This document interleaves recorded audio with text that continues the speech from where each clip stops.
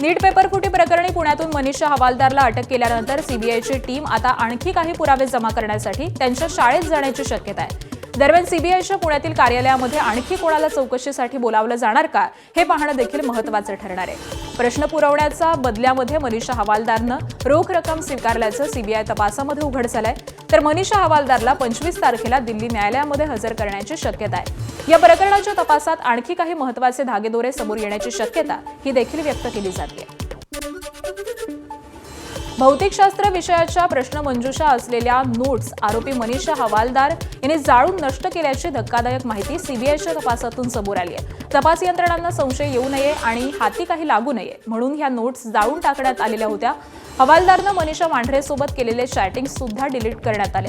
मनीषा हवालदार आणि Manisha मांढरेमध्ये WhatsApp chat झालेले होते. त्यांचे मेसेज डिलीट करण्यात आलेले आहेत. आणि विशेष म्हणजे हवालदारनं पतीच्या फोनवरून सुद्धा मनीषा मांढरेला प्रश्नमालिका पाठवल्याची धक्कादायक माहिती सीबीआय तपासातून पुढे आली आहे.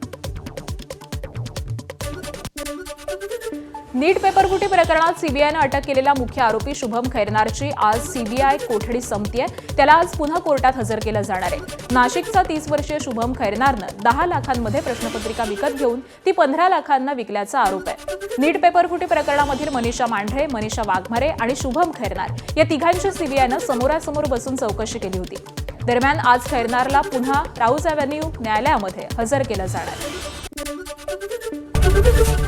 एबीपी माझा, उघडा डोळे बघा नीट.